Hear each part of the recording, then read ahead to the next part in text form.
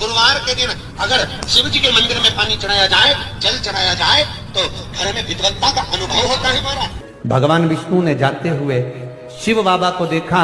शंकर भगवान से, भगवान नारायण ने कहा आप कुछ कहेंगे नहीं? भगवान शंकर कहते हैं नारायण चिंता मत करो, गुरुवार के दिन अगर दाल चढ़ा कर जाएगा, चने की दाल को मंदिर के पीछे बैठकर ओम नमः शिवाय बोलकर जो नारायण को समर्पित करेगा, उसके मनवांचित फल को मैं 3 महीने में पूरा कर दूंगा। उसके मन की कामना को मैं 3 माह में पूर्ण कर दूंगा। आज भी नियम है, चने की दाल को लेकर जाते मंदिर के पीछे बैठकर चने की दाल को लेकर ओम नमः शिवाय का जाप करते हैं। 7 बार ओम नमः शिवाय बोलकर चने की दाल वापस घूमकर भगवान विष्णु को समर्पित करी जाती है, तो 3 महीने में मनोकामना पूरी हो जाती है। उस चने की दाल का इतना गुड़ जोड़ता, जितने समय अतिथि हमारे घर में रहे, मेहमान हमारे घर में रहे, जिसको हमने आरती के समय पर गुड़ दिया है, जिसको हमने गुड़ दिया है, तो पाकर आनंद के साथ। कभी तुमने सुना जो जिसके यहाँ पर गणेश जी नहीं होते, शादी ब्याह में अगर गणेश जी नहीं मिलते तो क्या करते हैं? वो गुड़ का जो ढेला होता है ना, उसी को आधा तोड़कर गणेश जी बना के रख देते हैं और उसी आधे गुड़ के ढेले का भोग लगा देते हैं। गुड़ का ही गणेश और गुड़ ही खजा। देखिए जरा भाव देखिए हमारे सनातन भगवान को रिझाने का तरीका। कई लोग कहते हैं ये गुड़ से क्या होता है, ये मूंग से क्या होता है, ये धने से क्या होता है, चावल से क्या होता है, बेलपत्र से क्या होता है। अरे भाई, समर्पित करोगे, पाओगे तो जानोगे ना। सावन के गुरुवार के दिन जिस लड़का और लड़की का विवाह नहीं हो रहा, बहुत हताश हो गए, परेशान हो गए, विवाह संबंध जमी नहीं रहा, किसी भी बुधवार के दिन तांबे के कलश में चने की दाल को भर लीजिए। किसी भी बुधवार, और तांबे के कलश में चने की दाल को भर लो, उसमें 2 गोल सुपारी रख लो, पूजन वाली सुपारी रखकर 2 सिक्के उसमें रख लो, पीले कपड़े से मुख बांध दो, उसका पूजन करो बुधवार के दिन भी, और गुरुवार के दिन उसका पूजन स्नान करने के बाद करना।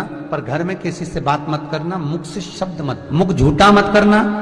पूजन करने के बाद उल्टे हाथ पर कलश को रखकर सीधे हाथ से ढककर कोई ब्राह्मण के घर में जाकर साथ में किसी को ले जाओ, बिना बोले, बिना बात करे, बिना कहे, साथ जाकर ब्राह्मण का दरवाजा बजा दे, बात कर ले और रात में गया वो, पर तुम्हें नहीं बोलना है। और वो कलश ब्राह्मण के अपनी कामना कर कर वो कलश का दान दे दिया जाए। महाराज ज्यादा से ज्यादा 4 महीना 3 महीने के अंदर विवाह संबंध पक्का हो जाए। चने की दाल का दान कोई सहज नहीं है। लग रहा है कि मैं दुखों से पीछा छूट ही नहीं रहा, तब उस जगह पर बेलपत्री के मध्य भाग में पीला चंदन, ये जो पत्ती है और ये 2 पत्ती हैं, ये बड़ी पत्ती और ये बीच की जो 2 पत्ती हैं, इसके बीच में जो डंडी का भाग रहता है, जो बीच में डंडी का जो भाग है, बड़ी पत्ती और ये 2 छोटी पत्ती के मध्य में जो डंडी का भाग है, उस डंडी के भाग में पीला चंदन और एक अक्षत पीला शंकर भगवान को प्रदोष के दिन आप अगर प्रदोष काल में समर्पित कर रहे हैं, तो ये निश्चित है कि धीरे धीरे कर कर वो दुख समाप्त होगा, वो दुख कटेगा ही। विश्वनाथ को कुछ नहीं चाहिए, मेरे शंकर को चाहिए क्या? अगर आपके जीवन में ऐसा लगे कि बहुत बड़ी बीमारी आ गई और आपके घर का व्यक्ति वेंटिलेटर पर पड़ा हुआ है, तो शमी के वृक्ष के फूल ले आओ 7, और शमी के वृक्ष के 7 फूल लाकर एक फूल शंकर भगवान को श्री शिवाय नमस्तुभ्यम कहकर उस व्यक्ति के लिए जो पड़ा हुआ है, अंतिम सांसें गिन रहा है, जिसको अटैक आ गया, अंतिम सांसों में जो गिन रहा है, उसके नाम से भगवान शंकर पर चढ़ाना प्रारंभ कर दो। मात्र 7 पुष्प उस शमी के वृक्ष के 7 पुष्प आप शिव को समर्पित करिए, उसका नाम और गोत्र बोलकर, और भगवान शंकर का मूल मंत्र श्री शिवाय, जम के बोलिए श्री शिवाय नमस्तुभ्यम बोलकर एक शमी का फूल शंकर पर चढ़ाना प्रारंभ कर दो। फिर आगे वो विश्वनाथ की मर्जी है, वो प्राण कैसे लेकर वापिस आता है, उस काल से छुड़ाकर महाकाल कैसे लाता है, ये वो जाने। आपका फर्ज केवल आप अदा करिए। ये 3 समय एक ऐसा समय है, मान लो सुबह यदि आपको समय ना मिले भगवान शंकर का गुणगान करने के लिए, मान लो दोपहर का समय ना मिले शंकर भगवान का गुणगान करने के लिए, तो शिव पुराण कहती है जब सूर्य डूब रहा हो, प्रदोष काल का जब समय हो, तब उस शंकर का गुणगान करो, तो सारी जिंदगी तुम्हें किसी के आगे हाथ नहीं फैलाना पड़ेगा। भगवान भोलेनाथ स्वयं तुम्हें उतना प्रबल वैभवपति बना। कितना सुंदर कहा है। जब जिंदगी बहुत संघर्ष में चल रही हो, बहुत दुख का जीवन चल रहा हो, बहुत कष्ट का जीवन चल रहा हो, बहुत कष्टमय जीवन चल रहा हो, तब शमी के पांच एक दुर्वा के साथ चावल का एक दाना, वो भी हल्दी में भिंगोया हुआ हो या केसर में भिंगोया हो, शमी पत्र 5, एक दुर्वा, एक चावल का दाना, जो दिल से हृदय से बेलपत्री के वृक्ष के नीचे पार्थिव लिंग का निर्माण कर कर मट्टी का शिवलिंग बनाकर प्रदोष काल में, मतलब शाम के समय पर शिवलिंग बनाकर उस पे जल चढ़ाकर, जो ये 5 शमी का पत्र, एक दुर्वा और एक चावल का दाना, अपनी कामना कर कर, जो दुख चल रहा है बाबा से विनय कर कर एक एक पत्ता जब समर्पित कर दे, फिर एक दुर्वा समर्पित कर दे, फिर एक चावल का दाना समर्पित कर दे और बाबा का वहीं पर पुनः विसर्जन कर दे, 3 महीना तो जाने दो, 15 दिन के अंदर वो दुख कटता जरूर है, चाहे कोई भी किसी भी तरह का। एक बेलपत्र के वृक्ष की परिक्रमा करने वाले को हजारों अश्वमेध यज्ञ का फल प्राप्त हो जाता है, हजारों अश्वमेध यज्ञ का फल प्राप्त हो जाता है। उसी तरह एक पार्थिव लिंग का निर्माण करने वाले को, मिट्टी का शिवलिंग का निर्माण कर कर पूजन करने वालों को 12 ज्योतिर्लिंग के शिवलिंग के दर्शन का पुण्य फल प्राप्त। जब श्री बद्रीनाथ भगवान विश्राम करते हैं, पट जब बंद होते हैं, तो मेरे नारायण के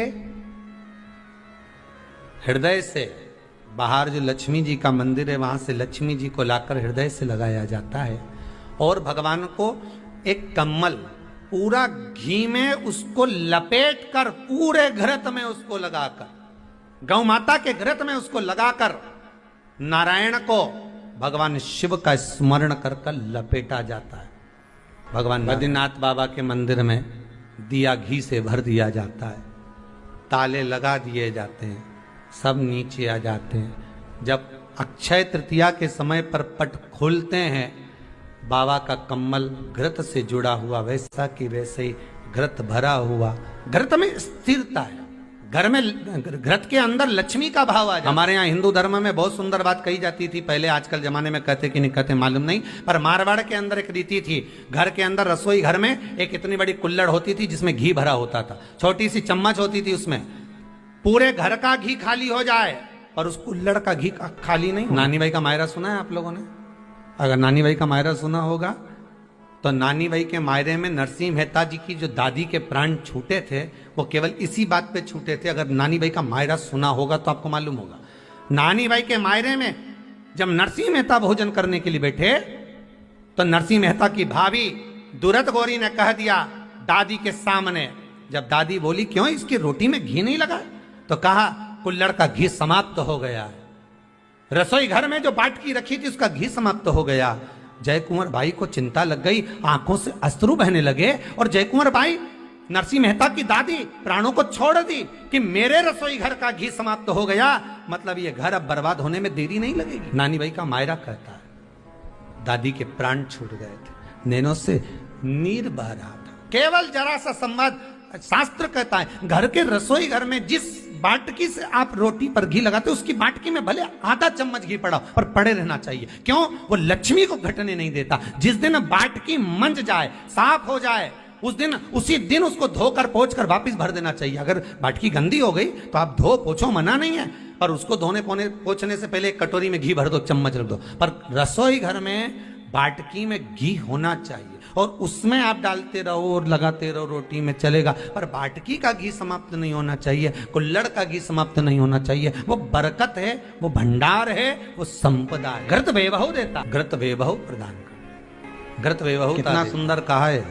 शंकर भगवान के शिवलिंग पर घृत चढ़ाने के बाद आपने दही चढ़ाया शिव जी को, ठीक है, आपने दूध चढ़ाया, जल चढ़ाया, दही, शहद चढ़ाया, शक्कर चढ़ाई, मिष्ठान चढ़ाया, जो भी आप शिव जी को चढ़ा रहे हो उसमें से केवल एक पदार्थ, एक वस्तु, घी, शंकर के शिवलिंग पर चढ़ाने के बाद में उसी शिवलिंग का घृत जहां शिवलिंग रखा हुआ है, शिवलिंग जहां रखा रहता है, उस कटी पर उस घृत से हस्त फेर देना चाहिए अपनी मनोकामना कर कर। जो अभिषेक आपने किया है वो अभिषेक का फल भगवान भोलेनाथ कुछ ही दिन में प्रदान कर देते हैं। मात्र उंगली फेर देने पर, घृत पात्र की उंगली, घृत का जो आप अभिषेक कर रहे हो, जल चढ़ा रहे हो, दूध चढ़ा रहे हो, आप पंचामृत सामग्री समर्पित कर रहे हो, आप दुनिया की सारी वस्तु भगवान को दे रहे हो, तो घी चढ़ाते समय जब घी चढ़ जाए, शंकर के शिवलिंग पर घी चढ़ गया, उसकी एक उंगली लेकर शिव मंदिर में जहां शंकर जी पिंडी पर बैठे हैं, उस जलाधारी पर जो शिवलिंग रखा हुआ है, उसके चारों तरफ उस घृत को लगा देना चाहिए अपनी कामना कर कर। महाराज शिव उसको स्वीकार करता है। क्यों? शंकर और पार्वती के मिलन स्थल, माता पार्वती की गोद में भगवान शंकर का जो शिवलिंग स्वरूप विराजमान है, हस्त कमल के अंतर्गत जो भगवान विराजमान है, उसका फल चोगना। शक्तिपीठ नाम सुना है? अरे बोलो तो, जितने लोग कथा सुन रहे, शक्तिपीठ नाम सुना है? शक्तिपीठ का मतलब क्या होता है? जहां पर माता सती के अंग के टुकड़े होकर गिर पड़े, वो शक्तिपीठ के रूप में निर्मित हो गए। तो जितनी भी शक्तिपीठ होती है, उन शक्तिपीठ में आप लड्डू चढ़ाएं, पेड़ा चढ़ाएं, वस्त्र चढ़ाएं, आभूषण चढ़ाएं, सोना चढ़ाएं, चांदी चढ़ाएं, मुद्रा चढ़ाएं, आपकी मर्जी पड़े करोड़ों रुपए चढ़ाएं, मना नहीं है। पर शक्तिपीठ का दर्शन करने जब जाएं तो कम से कम थोड़ा साथ में गाय का घृत, असली घी साथ में लेकर अवश्य जाएं। क्यों? शक्तिपीठ पर भी घी समर्पित करने से मनोकामना पूर्ण हो जाती है। आप आएंगे शक्तिपीठ का दर्शन करके और मनोकामना पूर्ण होना है। मात्र शक्ति, अब चढ़ाए वस्तु ढेर चढ़ाएं, आप सोना चांदी अंबारियों में धन दौलत सब चढ़ाएं, पर साथ में आप चुनरी चढ़ा रहे हैं, साड़ी चढ़ाए, घृत विधि, घृत का दान मूल है। अच्छा, संतान नहीं हो, किसी नारी की गोद, अगर स्त्री की गोद अगर खाली रह जाए तो भी दुख होता है उसको कि मेरे घर में औलाद नहीं, संतान नहीं।